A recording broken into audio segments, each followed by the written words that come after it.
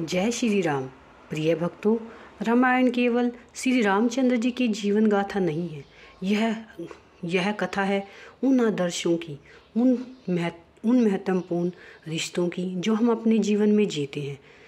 यह गाथा है श्री रामचंद्र जी जैसे पुत्र की, जिन्होंने पिता के ना कहने पर भी उनके वचन के लिए 14 वर्ष के लिए वनवास सहा और वे बिना ही कहे, पिता के बिना कहे भी 14 वर्ष के लिए वनवास को चले गए। उस पिता की राजा दशरथ जी ने अपने पुत्र को वन को भेज दिया, इसीलिए उन्होंने अपने शरीर को इस प्रकार छोड़ दिया जैसे कोई व्यक्ति अपने पुराने वस्त्रों को छोड़कर नए वस्त्रों को धारण कर लेता है। उसी प्रकार राजा दशरथ ने अपने पुत्र के घर से जाते ही अपने प्राणों को त्याग दिया।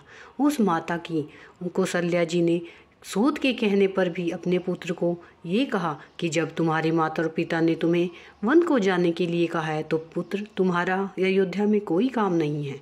तुम वन को जाओ और पिता और माता के वचनों का पालन करो। उस पत्नी की, जिन्होंने बिना ही किसी कारण के अपने पति की आन बान शान के लिए अपने आप को धरती में समाहित कर लिया, या फिर उस भाई की जिनको वनवास नहीं मिला था, फिर भी उन्होंने अपने भाई की रक्षा के लिए, अपने भाई के लिए वो वन को गए और 14 वर्ष तक भगवान श्री रामचंद्र जी के साथ लक्ष्मण जी ने वन के दिन बिताए। उस बहन की गाथा है यह, जिस उर्मिला जी ने अपनी बहन और बहन के पति के लिए अपने पति को पति के साथ ना जाकर बहुत से दुख सहे, परंतु अपनी बहन और उनके पति के लिए अपने पति को छोड़ दिया। उस भाई की गाथा है यह उस भाई भरत की गाथा है, जिन्होंने सारा राज्य मिलने के पश्चात भी नंदीग्राम में जाकर तपस्या की और भाई के आने पर ही अपने राज्य में प्रवेश किया और अपना सारा राज्य भाई को सौंप दिया।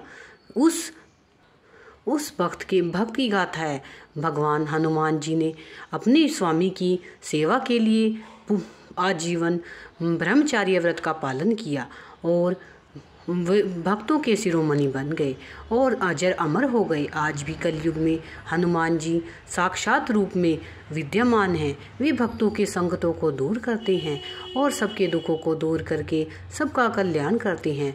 उन भगवान श्री रामचंद्र जी के लिए, भगवान लक्ष्मण जी के लिए, भगवान हनुमान जी के लिए, माता सीता के लिए, माता कौशल्या के लिए, राजा दशरथ जी के लिए और उस बहन उर्मिला के लिए, जिसने अपनी बहन और उसके पति के लिए सारे दुख सहे, उन सब के लिए आप कमेंट में जय श्री राम जरूर लिखिएगा। और यदि आप कुछ और सुनना चाहते हैं तो मुझे कमेंट में ज़रूर बताइएगा। जय श्री राम। भगवान आपके सारे संकटों को दूर करे और आपकी सभी मनोकामनाएं पूरी करे। बोलो सियापति रामचंद्र भगवान की जय। प्लीज़ मेरे चैनल को सब्सक्राइब कीजिए और पूरी वीडियो देखिए। धन्यवाद।